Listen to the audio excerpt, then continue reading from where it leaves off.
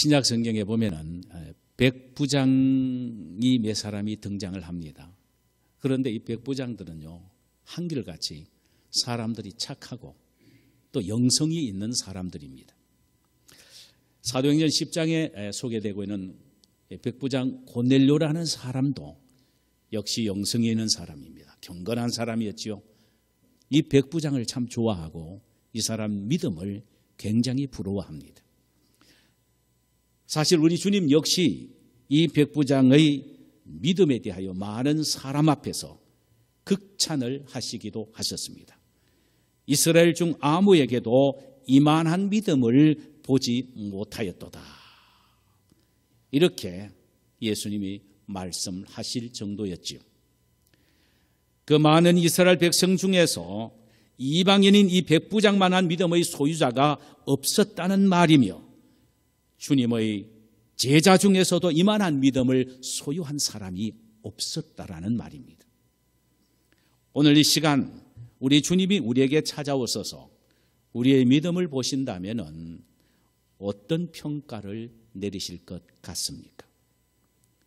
우리 개인의 믿음을 보시고 내가 이만한 믿음을 보지 못하였노라라는 칭찬을 하신다면 우리는 얼마나 행복한 그리스도인일까요? 여러분, 우리 하나님은 당신의 자녀인 우리에게 복을 주시기를 원하십니다. 할렐루야.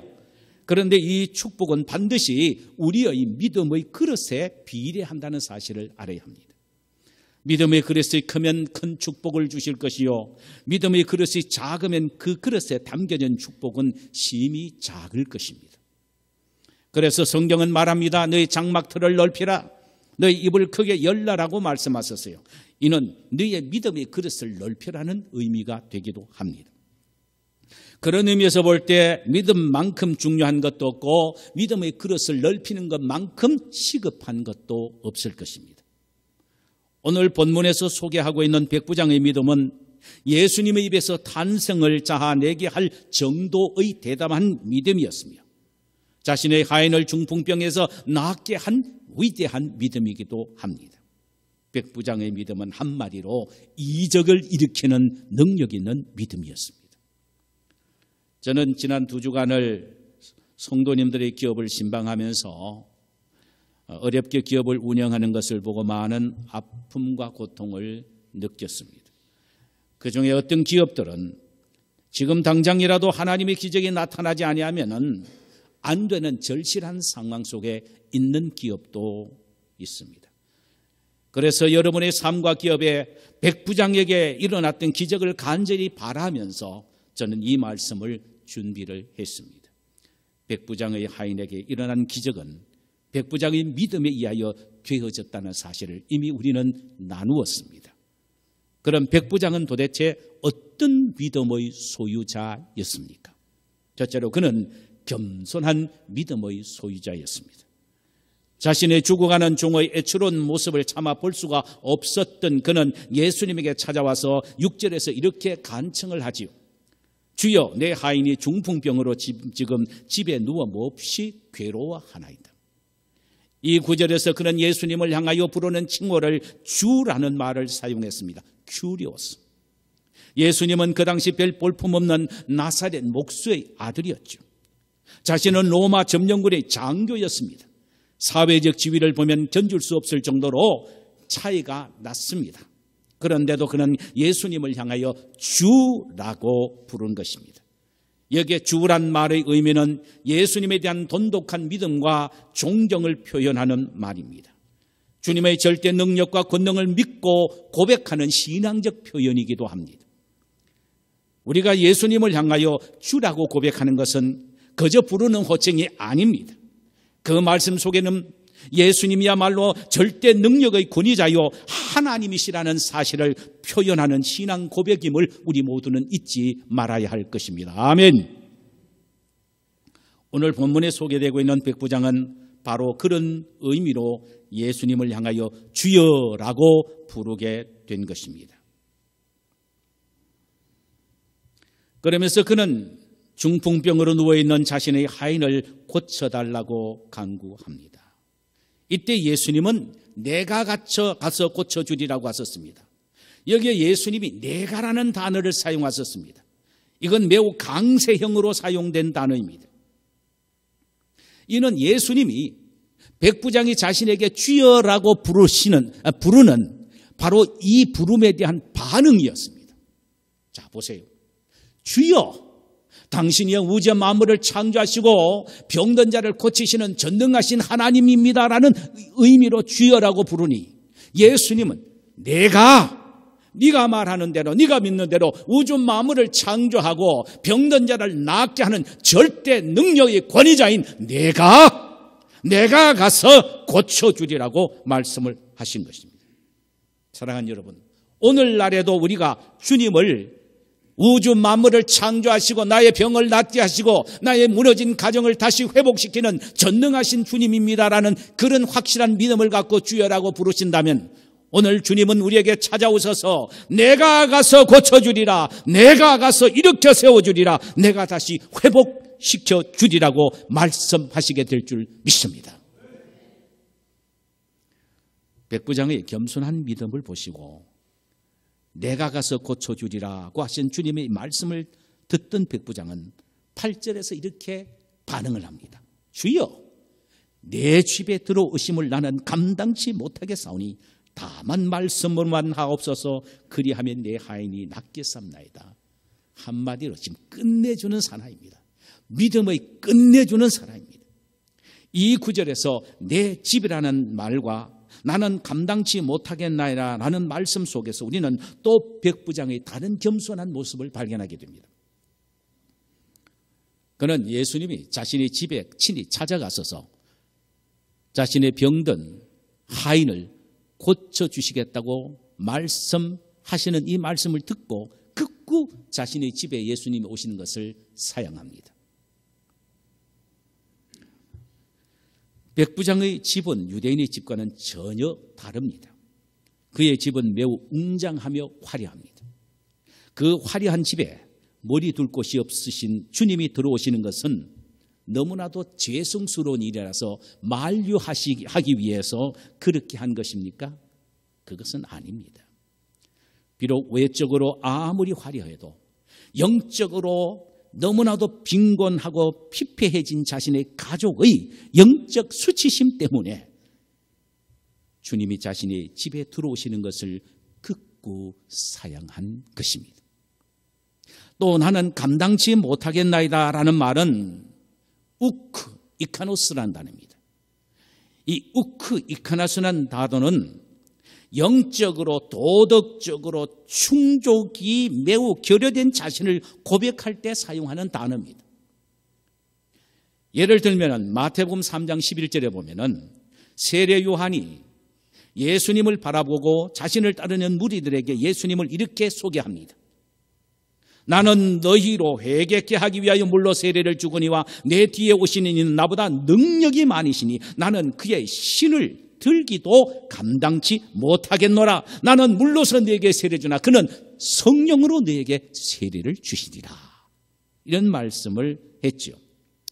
여기 이 말씀 속에서 신들기도 감당치 못한다라는 이 말이 바로 우크 이카누스라는 단어입니다. 예수님에 비하면 자신은 영적으로 도덕적으로 능력이 너무나도 부족하다는 의미에서 우크 이카노스라는 단어를 사용했습니다. 어떤 권위 있는 대상 앞에서 자신의 무능함과 무가치함을 느껴서 사용하는 말이 우크 이카노스입니다. 비록 백부장은 자신의 어깨는 번쩍번쩍 빛나는 계급장을 달고 있었지만 전능하신 하나님이신 예수님 앞에서는 장질의 초라한 모습과 연약한 모습, 내놓을 것이 없는 아무것도 아닌 자신의 모습을 들여다보니까 그 앞에 굴복하지 아니할 수가 없습니다. 그래서 우크 이카노스란 단어를 사용한 것입니다. 예수님은 그의 겸손한 믿음을 보시고 드디어 그에게 기적을 베푸신 것입니다. 사랑하는 여러분, 진정 우리가 주님에 대한 겸손한 마음을 갖고 있다면 내 자신을 드러낼 것 하나도 없어야 합니다. 나의 능력을 나타낼 것도 없고, 나의 잘난 것 나타낼 것도 없고, 나의 자그마한 부도 나타낼 것도 없고, 나의 얼마 되지 않은 학식도 나타낼 것 없습니다. 그저 주님 앞에 무릎을 꿇으면 내 자신의 연약한 죄된 모습만 드러나고, 그저 그 앞에서 굴복하며 주의 긍휼을 기다리는 작은 어린아이와 같은 연약한 모습으로 하나님 앞에 무릎을 꿇은, 바로 그것이 겸손한 모습입니다. 하나님은 이런 겸손한 모습을 보시고 은혜를 베푸시고 기적을 베풀어 주시는 분입니다. 겸손하다는 말은 자신을 낮춘다, 자신을 괴롭히다, 자신을 짓눌리다, 그 다음에 콧비를 매다, 재갈을 먹이다라는 등등의 의미가 있습니다. 그러니까 겸손이란 자신의 입에 재갈을 물려서 자신은 얼마든지 말할 수 있지만 이 말 때문에 다른 사람에게 상처를 줄까 겁이 나서 침묵하며 재갈을 물리는 것, 이게 겸손이에요. 자기 할 맛, 입이 있다고 다 하며 사는 것, 이게 겸손한 사람이 아닙니다. 그런 사람은 교만한 사람입니다.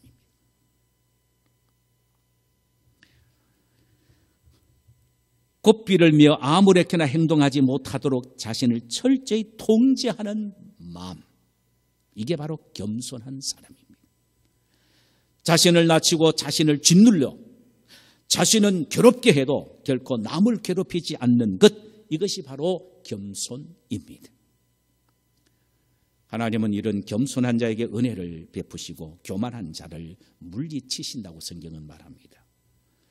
아브라함은 소돔과 고모라 성의 멸망을 바라보며 하나님 앞에서 자신을 티끌과 같은 존재임을 고백했을 때 하나님은 그에게 찾아오셔서 그의 기도를 들으시어 그의 조카 롯을 구원시켜주는 은혜를 베푸셨습니다. 바울은 만삭되지 못한 자 같은 자라고 자신을 낮추었을 때에 하나님은 그를 이방인의 사도로 사용하셨습니다. 성도 여러분, 우리는 결코 나 자신의 지식 때문에, 나 자신의 재산 때문에, 나 자신의 영적 체험 때문에 교만해서는 안 됩니다. 어떤 사람은 기도 많이 한 것을 가지고 자랑하기를 시작합니다. 어떤 사람은 영적인 신령한 은혜를 체험한 것을 다른 사람에게 자랑하기를 원합니다. 그러나 이런 사람은 교만한 사람입니다. 절대로 겸손한 사람은 이것을 드러내지 않습니다. 모든 것 다 하나님이 주신 은혜로 알고 감사하는 사람입니다. 하나님은 교만한 사람은 결코 붙잡아 주시지 않습니다. 여러분의 기업과 삶에 하나님의 기적을 체험하시기를 원하십니까? 하나님 앞에 겸손한 신앙을 소유하시기를 바랍니다. 그리고 사람 앞에서도 겸손하시기를 바랍니다. 남을 나보다 더 낮게 여기십시오. 물은 낮은 대로 모이듯이 하나님의 축복은 겸손한 사람의 심령에 모이게 되어 있습니다.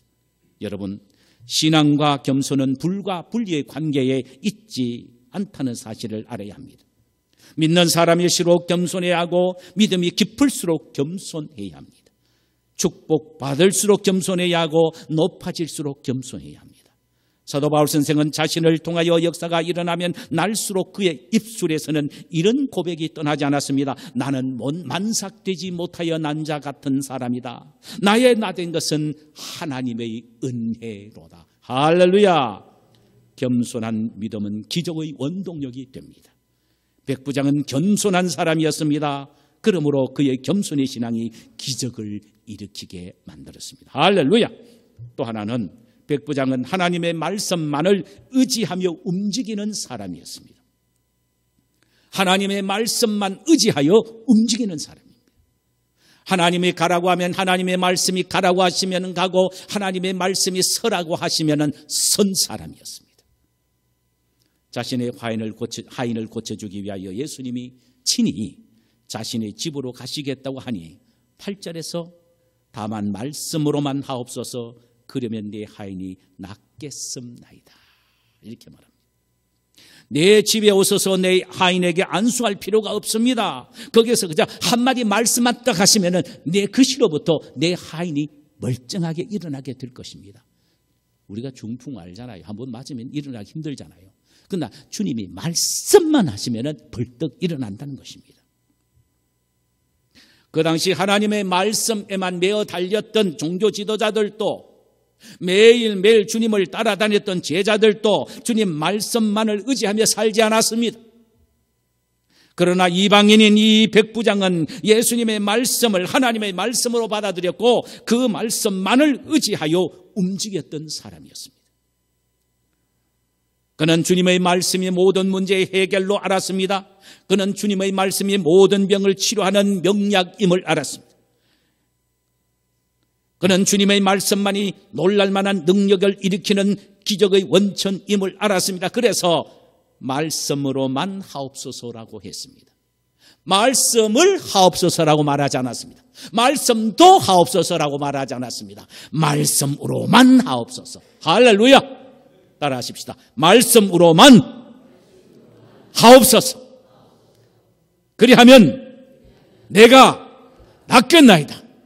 그리하면 내가 다시 일어날 수 있습니다. 할렐루야. 말씀만 하옵소서라고 백부장은 예수님에게 구합니다. 이는 누가복음 8장 41절에 나오는 회당장 야이로의 믿음과는 전혀 다릅니다. 회당장 야이로는 자신이 죽어가는 딸을 살리기 위하여 예수님이 자기 집에 가서서 안수하여 병을 낫게 해달라고 간구합니다. 그러나 이 백부장은 전혀 아닙니다. 가서 안수할 필요도 없습니다. 별다른 약을 처방해 주실 필요도 없습니다. 최고의 명약이 주님의 말씀이십니다. 할렐루야. 그래서 그 말씀 한마디만 하옵소서. 그리하면 내 하인이 낫겠습니다.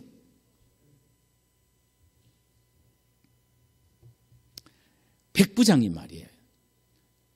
예수님은 친히 가서 고쳐주시겠다고 하는데 아닙니다. 여기서 말씀만 하옵소서라고 요청한 것입니다. 이는 오시고 안 오시고가 문제가 아니라 그저 말씀 한마디만 하면 충분합니다. 말씀이 명약입니다라는 의미입니다. 우리는 시편 107편 20절에서 다윗이 이런 고백을 하는 것을 봅니다. 그가 그의 말씀을 보내어 그들을 고치시고 그가 그 말씀을 보내어 그들을 고치시고 위험한 지경에서 건지시는도다 그랬습니다.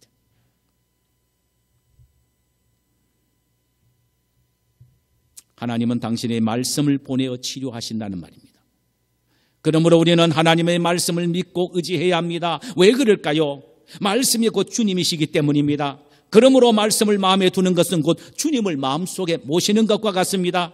또 말씀을 묵상하는 것은 주님과 깊은 영적 교제를 나누는 것과 같은 것입니다. 말씀을 믿고 따르는 것은 곧 주님을 믿고 따르는 것을 의미합니다. 사랑하는 성도 여러분, 우리가 살고 있는 이 세상은 매우 혼탁한 어지러운 세상입니다. 우리 인생의 가치의 기준을 명확하게 세워준 잣대는 없습니다. 저마다 이것이 진리고 저마다 저것이 진리라고 외치기는 합니다만 진정한 진리는 없지요. 오직 녹슬지 않고 쇠하지 않는 하나님의 말씀인 성경만이 우리의 신앙과 생활의 기준이 되는 절대 진리입니다. 할렐루야. 그러므로 우리는 하나님의 말씀만 믿고 따라야 합니다. 그리하면 결코 실족하지 않습니다. 창세기 12장 1절과 3절에 보면 갈대 우르에 있는 아브라함에게 하나님이 나타나셔서 이렇게 말씀을 하시지요. 너는 너의 고향과 친척과 아비 집을 떠나 내가 내게 보여줄 땅으로 가라. 하나님이 아브라함에게 한 말씀은 딱 이 말씀입니다. 창세기 12장 4절에 보면 아브라함은 하나님의 이 말씀에 이렇게 반응합니다. 아브라함은 여호와의 말씀을 쫓아갔고 롯은 아브라함을 따라갔다 그랬습니다. 아브라함은 하나님의 말씀을 쫓아갔습니다. 반대로 롯은 사람인 아브라함을 따라갔습니다. 그 결과 아브라함의 인생은 성공하는 인생이 되었지만 롯은 실패한 인생이 되고 말았지요. 여러분, 주님의 말씀은 창조적인 능력이 있습니다. 아멘. 주님의 말씀은 치료의 능력이 있습니다. 아멘. 주님의 말씀은 기적의 능력이 있습니다. 할렐루야. 주님의 말씀은 회복의 능력이 있습니다. 할렐루야. 그러므로 여러분 중 치료를 소원하는 분이 계신다면 성경 중에 나 여호와는 치료하는 하나님이다. 적의 채찍에 맞음으로 내가 나음을 입었다라는 이 말씀을 가슴속에 믿고 묵상하시기를 바랍니다. 회복을 원하신 분이 계신다면 여호와께서 이스라엘 지경을 회복하되 하맛 어귀에서 아라바 바다까지니라고 하시는 이 회복의 말씀을 가슴속에 담고 묵상하고 믿고 나가시기를 바랍니다. 승리를 소원하는 분은 여호와는 승리의 하나님이다, 여호와의 니시의 하나님을 묵상하고 믿고 나아가시기를 바랍니다. 그리하면 치료와 회복과 승리의 기적이 여러분의 삶 속에 반드시 일어나게 될 줄 믿습니다. 이것은 하나님의 말씀입니다. 할렐루야. 눈에 보이지 않고 내 손에 잡히지 않아도 하나님의 말씀을 믿고 나가십시다. 반드시 믿은 대로 될 줄 믿습니다. 마지막 하나는 백부장은 순종하는 믿음을 가졌습니다. 믿음의 절정은 순종에 있습니다. 오늘 본문에 등장하고 있는 이 백부장의 순종은 군대 정신의 순종입니다. 군대에는 명령 불복종은 있을 수가 없습니다. 상관의 명령에 불복종하면 영창입니다. 전시 시에는 사살감입니다. 심지어 전시 때는 분대장의 명령에 불복종해도 분대장은 사살할 권한이 있습니다. 이것이 군대 정신이죠. 군대에서는 상관의 명령하면 무조건 복종해야 합니다. 이 백부장은 군대 정신으로 순종을 실천하고 있지요. 9절에 보니까 나도 남의 수하에 있는 사람이요 내 아래도 군사가 있으니 이들어 가라 하면 가고 저들어 오라 하면 오고 내 종들어 이것을 하라 하면 하나이다. 주님, 나에게도 부하가 있고 상관이 있습니다. 상관이 나에게 명령하면 나는 두말하지 않고 순종합니다. 내 밑에도 부하가 있습니다. 내가 명령하면 내 부하는 그대로 순종합니다. 또 내 밑에 또 종들이 있습니다. 종에게 이것을 하라고 하면 하고 저것을 하라고 하면 합니다. 여기에 의의가 없습니다. 나는 상관인 주님의 종입니다. 육신의 상관에게도 이렇게 복종하거든 절대 능력의 하나님이신 주님 앞에 복종하는 것은 당연한 것입니다. 말씀만 하십시오. 군대적인 복종을 제가 실천하겠습니다. 그 면에서 난 이력이 난 사람입니다, 이 말입니다.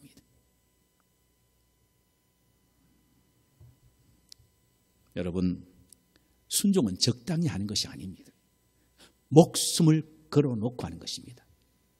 생사의 결단으로 하는 것이 순종입니다. 순종하면 살고 내가 순종하지 않으면 죽는다는 마음으로 순종하는 것입니다.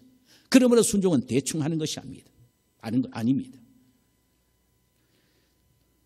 순종은 또한 할 수 있는 것만 하고 할 수 없는 것은 안 하는 것이 아닙니다. 할 수 없어도 몸을 던져서 믿음으로 하는 것입니다. 순종은 내 생각에 납득이 되면 하고 납득이 되지 않으면 안 되는 것이 아니라 안 하는 것이 아니라 납득이 되지 않아도 무조건적으로 하는 것이 순종입니다.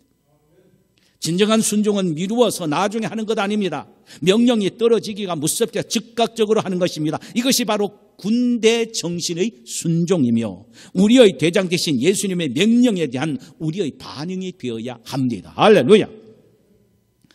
이 순종이라는 의미는요, 아래에서 듣다, 주의해서 듣다, 유의하다, 따르다란 의미입니다. 우리가 성경을 통해 보면은 하나님의 말씀에 순종하여 복을 받은 사람, 하나님의 말씀에 불순종하여 저주받은 사람들의 이야기가 면면히 흐르는 것을 발견하게 됩니다. 사도행전 5장 29절에 보면은 베드로와 요한이 70인 공회에서 이렇게 말하지요. 우리가 사람보다 하나님께 순종하는 것이 마땅하니라. 따라합시다. 우리가 사람보다 하나님께 순종하는 것이 마땅하니라. 할렐루야. 성도 여러분, 우리가 하나님의 말씀을 순종하다가 사람의 말을 거역할 수는 있으나 사람의 말을 순종하려고 하다가 하나님의 말씀을 거역할 수는 없습니다. 순종의 우선순위는 아주 분명합니다. 사람 말보다는 하나님의 말씀에 대한 순종이 우선임을 우리는 잊지 말아야 합니다. 할렐루야. 하나님의 말씀에 순종하면 복을 받습니다. 하나님의 말씀에 순종하면 복을 받습니다. 하나님의 말씀에 왜 하나님이 끊임없이 순종하라고 했습니까? 우리를 위해서입니다. 우리가 복 받도록 하기 위해서입니다. 먼저 영적 복을 받지요. 베드로전서 1장 22절에 보니까 너희가 진리를 순종함으로 너희 영혼을 깨끗하게 하여라고 했습니다. 진리 되신 예수님의 말씀에 순종하면 영혼이 깨끗해지는 복을 받게 되는 것입니다. 여러분, 영혼이 깨끗해지면 어떠한 복을 받습니까? 어떤 역사가 삶 속에 일어납니까? 하나님을 보게 됩니다. 마태복음 5장 8절에 보면 마음이 청결한 자는 복이 있나니 저희가 하나님을 볼 것이요. 하나님의 말씀에 순종하게 되면 마음이 깨끗해지고 깨끗한 마음을 가진 사람이 하나님을 보게 됩니다. 여러분 보세요. 우리가 하나님을 보면서 사는 신앙생활하고 캄캄한 어두움 가운데서 신앙생활하는 것하고는 천냥지 차이입니다. 우리가 불순종하면 천도 보이지 않을 뿐만 아니라 하나님도 보이지 않고 성경을 보아도 눈에 들어오지 않고 설교를 들어도 귀에 들어오지 않습니다. 그야말로 영적으로 캄캄하여 결국은 영적으로 고사되고 맙니다. 이것은 본인에게 엄청난 손해인 것이지요. 이것을 우리가 깨달아야 합니다. 그러므로 내가 지금 영적으로 꽉 막혔다, 답답하다, 어둡다라고 느껴질 때는 우리는 우선 나의 순종을 체크해 봐야 합니다. 내가 무엇인가, 순종하지 않은 부분이 무엇인가 이렇게 체크를 해봐야 합니다. 이렇게 순종하는 자에게는 영적으로 하나님을 볼 정도로 눈이 열려지고 영안이 열려지는 영적 복을 받게 됩니다. 그 다음 순종하면 세상의 것도 받게 되지요. 아브라함은 이삭을 바치라는 하나님의 말씀을 들었을 때에 처음에는 이삭을 잃어버린 것처럼 느꼈으나 결국은 이삭뿐만 아니라 모든 것을 얻게 되는 것입니다. 얻게 된 것입니다. 물질로 순종하면 물질을 얻고 몸으로 순종하면 건강의 복을 받습니다. 할렐루야. 사랑하는 여러분, 백부장 한 사람이 순종함으로 그 가정뿐만 아니라 보잘것없는 하인까지 질병에서 구원을 받았듯이 내 한 사람의 순종으로 내 가정이 복을 받고 내 자녀들이 복을 받고 내 교회가 복을 받고 내 기업이 다시 회복될 수 있다는 이 사실을 잊지 마시기를 바랍니다. 여러분의 자녀들에게 복을 물려주고 싶습니까? 그렇다면 여러분들은 지금 순종의 씨를 뿌려야 하는 것입니다. 순종은 기적의 원천입니다. 순종하는 믿음의 기적이 나타나고 순종하는 삶의 기적이 넘치게 나타납니다. 백부장의 군대적인 순종, 절대적인 순종이 병들어 죽게 된 하인이 다시 일어나는 기적을 체험하게 된 것입니다. 오늘 이 시간부터 여러분들의 순종을 다시 한번 결단하십시오. 분명히 하나님은 쇠약해지는 여러분 육신을 강건해 주실 뿐만 아니라 기울어져가는 여러분들의 기업도 하나님은 다시 일으켜 세워주시는 복을 주실 줄 믿습니다. 말씀을 맺겠습니다. 히브리서 11장 6절에 보면은 하나님은 믿음 있는 사람을 기쁘게 해, 하나님은 믿음 있는 사람들이 하나님을 기쁘게 해드린다고 말씀을 하고 있습니다. 그러니까 믿음 있는 사람의 믿음을 하나님은 기뻐하신다 이 말입니다. 오늘도 하나님은 믿음 있는 사람을 끊임없이 찾고 계십니다. 오늘 본문에 소개되고 있는 백부장의 신은 신상에 대해서는 전혀 언급이 없습니다. 그의 나이도 언급이 없고 그의 직업도 군인이라는 것 외에는 다른 것 없습니다. 가족 식구들 몇 명이라는 것도 없습니다. 단지 그의 믿음에 대해서만 언급이 되어 있습니다. 그의 믿음은 예수님을 담복케 할 정도로 훌륭한 믿음으로 소개를 하고 있습니다. 그의 믿음은 겸손한 믿음이었고 그의 믿음은 말씀을 믿고 따라가는 말씀에 의지한 믿음이었고 그의 믿음은 주님의 말씀에 절대적으로 순종하는 군대적인 순종의 믿음이었습니다. 그 결과 자신의 하인이 질병에서 회복되는 기적을 체험했습니다. 지금은 그 어느 때보다도 우리의 삶에 기적이 필요할 때입니다. 겸손한 믿음, 말씀을 전적으로 의지하는 믿음, 말씀을 절대적으로 순종하는 군대적인 순종의 믿음을 가지심으로 우리 모두 백부장과 같은 오늘날 우리의 삶의 현장에 기적을 체험할 수 있는 성도님들이 되시기를 주님의 이름으로 축원합니다. 자, 우리 말씀을 생각하며 찬송 한 장 부르십시다.